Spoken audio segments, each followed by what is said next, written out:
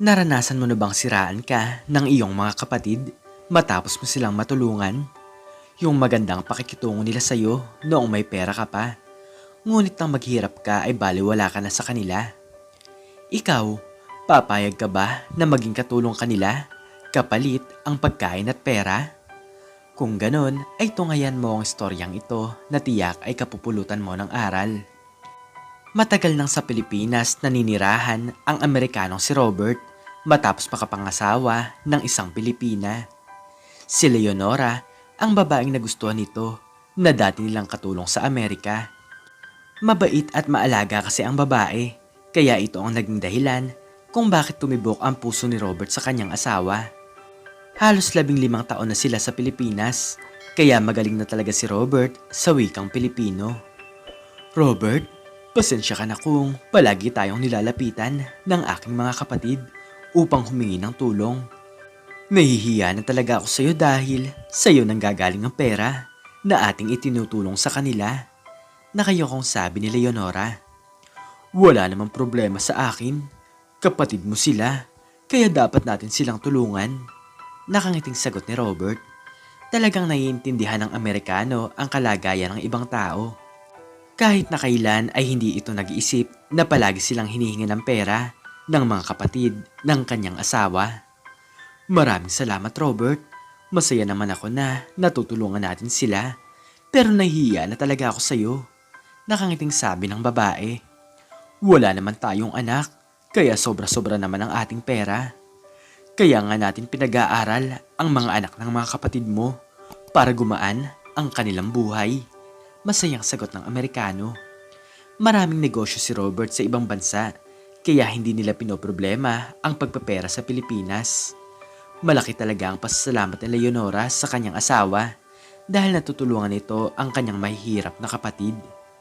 Isang araw ay muli silang nilapitan ng kanyang bunsong kapatid na si Helen. Humihingi na naman ito ng pera dahil may sakit daw ang kanyang asawa. Ate Leonora, nakakahiyaman pero baka pwedeng tulungan niyo kami. May sakit ang aking asawa at kailangan ko siyang dalhin sa ospital. Malungkot na sabi ni Helen. Teka lang ha, kakausapin ko lang si Robert dahil siyang humahawak sa aming pera. Pero huwag ka mag-alala, sigurado naman ako na bibigyan niya kayo ng tulong at nagkausap na naman kami. Nakangiting sagot ni Leonora. Saglit ay pinuntahan ng babae ang kanyang asawa sa kwarto dahil tulog pa ito. Maagang maaga kasi pumunta si Helen upang manghingi ng tulong. Robert, pasensya ka na kung ginising kita. Nandito kasi ang aking kapatid at may sasabihin daw siya sa'yo. Nahihiyang sabi ni Leonora. Nang dahil doon ay bumangon ng Amerikano sa kanyang kama upang makausap ang kapatid ng kanyang asawa. Kuya Robert, talagang nahihiya ako sa'yo. Pero kailangan ko talaga ng pera dahil may sakit ang aking asawa. Nakayokong sabi ni Helen. Sige, wala namang problema. Magkano ba ang kailangan mo? Tanong ni Robert. Kailangan ko ng 50,000 pesos para maipagamot na namin siya sa ospital. Malungkot na sagot ng babae. Nang dahil doon ay gulat na gulat si Leonora sa laki ng halaga na hinihingi ni Helen sa kanyang asawa. Napatingin ito kay Robert na para bang nahihiya, ngunit ngumiti lamang ang Amerikano na para bang baliwala lang ito sa kanya. Saglit ay pumasok si Robert sa kwarto at sa paglabas nito ay may dala na itong pera. Ito ang pera at alam ko na nagmamadali ka. Gusto mo bang ihatid na kita sa inyong bahay gamit ang aking sasakyan? Tanong ni Robert. Naku, hindi na kuya. Nakakahiya naman. Wala namang problema sa akin kung sumakay na lamang ako ng jeep. Nagmamadaling sabi ni Helen. Nang makuha ng babae ang tulong ay nagpasalamat ito at agad na lumabas sa kanilang bahay. Salamat naman at naniwala sila sa sinabi ko. Sa wakas ay makakabili na rin kami ng bagong TV at makakapasyal na rin kami sa mall. Tiyak kong magiging masaya ang aking anak at asawa dahil kakain kami sa masarap na kainan. Masayang sabi ni Helen sa kanyang sarili. Kaya pala hindi na ito nagpahatid kay Robert dahil malalaman nito na wala talagang sakit ang kanyang asawa. Pang sarili lang pala nila ang pera at gagastusin lang pala ito ni Helen sa luho ng kanilang pamilya. Palagi na lamang ganito ang nangyayari sa kanilang buhay. Ngunit ang mag-asawang Robert at Leonora ay hindi nagsasawa sa pagtulong sa kanila. Kung minsan nga ay nagalit pa sa kanila si Helen dahil hindi sapat ang tuloy na naibigay nila sa babae. Talagang napapakamot na lamang sa kanyang ulo si Leonora dahil parang sila na ang inaasahan ng kanyang mga kapatid. Ang kanyang kuya naman na si Nestor ay palagi din silang nilalapitan upang may pambili ito ng sigarilyo at alak. Kuya Nestor naman, hindi na namin obligasyon ang pambili ng mga bisyo mo. Pwede ka naman magtrabaho dahil malakas ka pa naman. Nakakahiya naman kay Robert kung pati ang mga bagay na yan ay siya na ang gumagastos. Malungkot na sabi ni Leonora. Ano ka ba naman? Marami namang pera ang asawa mo. Kaya bakit nahihiya ka pa na binibigyan niya pa ako ng pera? Nakasimakot na sagot ni Nestor. Talagang hindi na malaman ni Leonora kung ano ang nangyayari sa kanyang mga kapatid. Isang araw ay nakita niya si Robert na nakatingin sa kanya. Maganda ang mga ngiti nito sa kanyang mga labi na para bang may gusto itong sabihin. Robert, bakit naman parang masaya ka? Nagtatakang tanong ni Leonora. Wala lang, masaya lang ako na ikaw ang naging asawa ko. Maraming salamat Leonora dahil nakilala kita. Nakangiting sagot ng Amerikano. Ang hindi alam ng babae ay may tinatagong sakit ang kanyang asawa. Ayaw itong ipaalam ni Robert kay Leonora dahil alam niya sa kanyang sarili na sobra itong mag-aalala. Leonora, aalis ako sa 1 linggo para pumunta sa Amerika. May mahalagang bagay lang kasi akong mga aasikasuhin, sabi ni Robert. Naiintindihan ko, pero bakit parang biglaan naman? Basta, mag-iingat ka ha, at palagi kang magpadala ng mensahe sa akin. Nakangiting sagot ni Leonora. Lumipas ang 1 linggo ay paalis na ang Amerikano papunta sa Amerika. Nag-iwan ng pera si Robert para may panggastos ang kanyang asawa sa pang-araw-araw. Lumipas ang 1 buwan ay palagi namang nagpapadala ng mensahe ang lalaki sa kanyang asawa. Nang umalis si Robert sa Pilipinas ay lalong naging madalas ang pagbisita ng kanyang mga kapatid sa kanilang bahay. Palaging humihingi ng tulong ang mga ito at si Leonora naman ay hindi maiwasang bigyan ng pera ang kanyang mga kapatid. Ngunit nang lumipas ang 3 buwan ay hindi na nagpadala ng mensahe si Robert sa kanya. Iniisip na lamang ni Leonora na sobrang busy lang talaga ng kanyang asawa sa Amerika. Namimiss na kita Robert.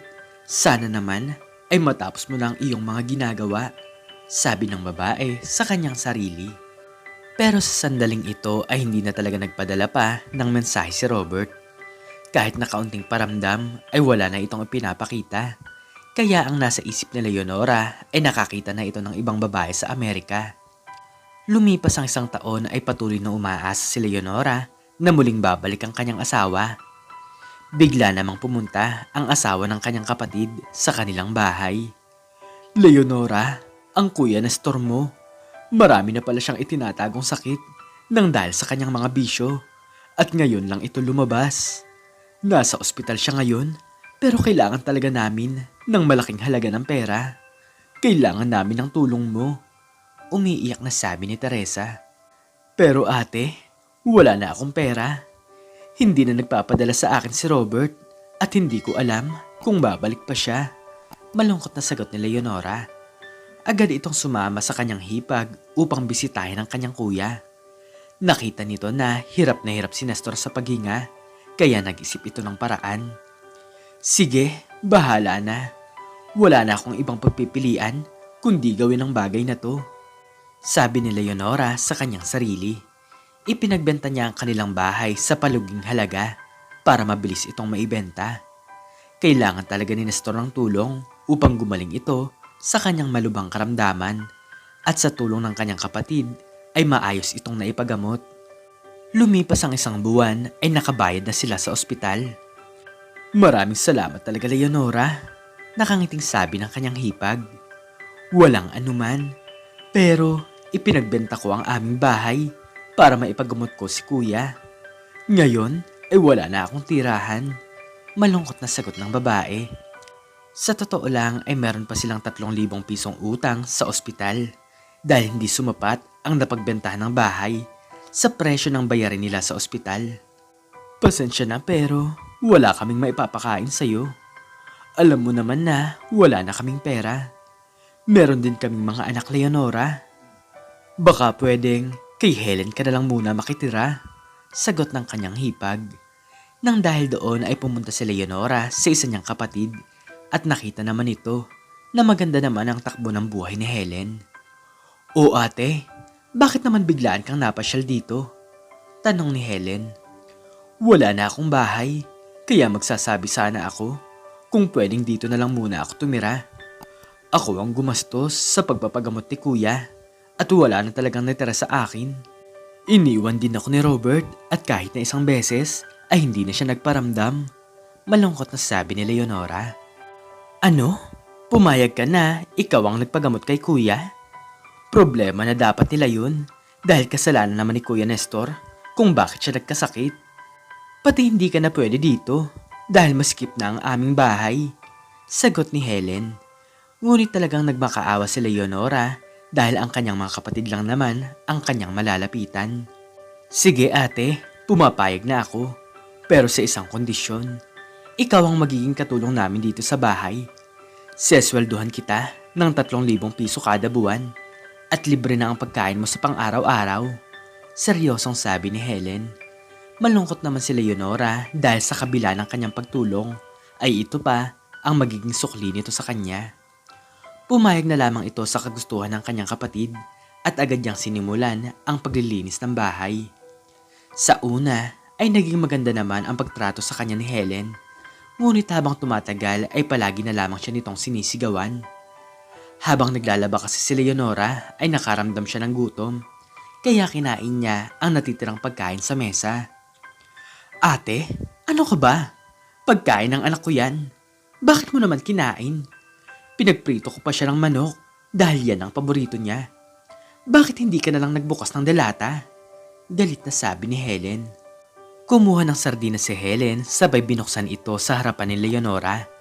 Gulat na gulat naman ang babae nang bigla nitong ibinuhos ang sabaw ng sardinas sa kanyang muka. Yan ang dapat sa'yo ate, kainin mo yan. Nang dahil sa'yo ay magagalit sa akin ang aking anak. Alam mo ba na hindi namin siya pinapaiyak? Galit na sabi ni Helen. Agad tumulo ang luha ni Leonora nang dahil sa nangyari. Pagkatapos niya dating tulungan ang kanyang mga kapatid, ay naging sobrang malupit pa ito sa kanya. Para ba siyang isang alipin kung ituring ni Helen? Kung may natira lang sana sa kanyang pera, edi sana ay hindi na ito nangyayari sa kanyang buhay. Nakaramdam ng galit si Leonora sa kanyang asawa dahil nangyayari ang ganitong mga bagay nang dahil sa pag-iwan ni Robert sa kanya. Tingnan mo ang nangyayari sa akin, Robert. Kasalanan mo ang lahat ng to. Ang sabi mo sa akin ay may aasikasuhin ka lang sa Amerika. Pero may balak ka na palang iwan ako. Umiiyak na sabi ni Leonora. Lumipas pa ang isang buwan ay biglaan ang pagbabago ng itsura ng babae. Sa pagiging isang mukhang mayaman ay naging payat na ito at mukhang mahirap. Hindi sapat ang kanyang kinakain sa pangaraw-araw at kung minsan ay hindi pa siya pinapasweldo ng sapat ng kanyang kapatid. Napaluhod na lamang si Leonora sa kanyang kinatatayuan. Oh Diyos ko, bakit naman po nangyayari ito sa aking buhay? Tulungan niyo po ako. Dasal ng matandang babae. Pagkatapos noon ay bigla siyang tinawag ni Helen dahil may naghahanap daw sa kanya. Opo, ako nga po si Leonora. Sino po kayo? Tanong ng babae. Ako si Attorney Lucas at gusto kitang makausap tungkol sa asawa mo. Sagot ng lalaki. Dito naging malinaw ang lahat kay Leonora. Ibinigay ng attorney ang sulat ni Robert sa kanya. Nalaman niya na umalis pala ang kanyang asawa upang magpagamot sa Amerika at ayaw nitong malaman niya na may maluba itong karamdaman. Matagal na komatos si Robert at 1 buwan na ang lumipas matapos itong binawian ng buhay. Ma'am Leonora, sa inyo na po ang lahat ng pag-aari ni Mr. Robert sa Amerika dahil kayo po ang kanyang asawa. Ito daw po ang huling habili ni Mr. Robert sa kanyang mga kapatid noong may malay pa siya. Paliwanag ng attorney. Gulat na gulat si Helen sa kanyang narinig. Magbabalik pala ang yaman ng kanyang ate. Ngunit naisip niya na marami siyang nagawang masama kay Leonora. Ate, gusto mo ba na ipaghanda ko kayo ng merienda? Mukha kasing mahaba pa ata ang inyong pag-uusapan. Nakangiting sabi ni Helen. Hindi na kailangan, Helen. Maraming salamat na lang. Sagot ni Leonora. Alam naman kasi ng babae na gagawin lang ito ng kanyang kapatid upang muling makapanghingi ng pera sa kanya sa oras na maibalik na sa kanya ang mga pag-aari ni Robert. Lumipas ang ilang linggo ay nakatanggap agad ng pera si Leonora at umupa na ito ng bahay upang makaalis sa pudar ni Helen. Napapaluha na lamang ang babae dahil tapos na ang pagtitiis niya sa pangaalipin ng kanyang bunsong kapatid. Lumipas pa ang mga buwan ay nanumbalik ang dating buhay ng babae. Naging mayaman na ulit ito at siya na ang nagpapatakbo ng mga negosyo ng kanyang asawa. Unti-unti niya itong natutunan at sa tulong ng mga kapatid ni Robert sa Amerika ay napatakbo niya ito ng maayos. Isang araw ay muling lumapit si Helen sa kanya upang humingi ng pera. Ate, tulungan mo naman ako. Pambili lang ng gamot ng aking anak. Nilalagnat kasi siya. Magalang na sabi ni Helen. Helen, gumawa ka naman ng paraan. Sa tagal kong nangatulong sa inyo, ay nakita ko naman na hindi kayo naghihirap. Matuto kang kumilos sa sarili mong mga paa at hindi yung puro ka nalang asa sa mga taong may pera. Sagot ni Leonora. Simula noon ay natuto ang babae na tiisin ang kanyang mga kapatid upang maturuan ito ng aral sa kanilang buhay. Si Helen naman ay sobrang pagsisisi dahil hindi nito akalain na muling babalik ang yaman ng kanyang ate. Robert, patawarin mo ako kung hinusgahan kita. Ngayon, masaya ka na sa langit at alam ko na palagi kang nasa tabi ko. Maraming salamat sa iyo at hindi kita malilimutan. Mahal na mahal kita, Robert. Sabi ni Leonora habang nakatingin sa kalangitan. Nag-ampon si Leonora ng isang dalaga at pinaaral niya ito. Ito ang nagsilbing kasama niya sa buhay. Naging masaya ang dalawa at nang lumipas ang mahabang panahon ay ito ang nagalaga sa kanya. Ikaw, anong natutunan mo sa istoryang ito? I-comment mo sa baba ang iyong natutunan. At hanggang dito na lamang po nagtatapos ang aking istorya at sana po ay nagustuhan niyo ito.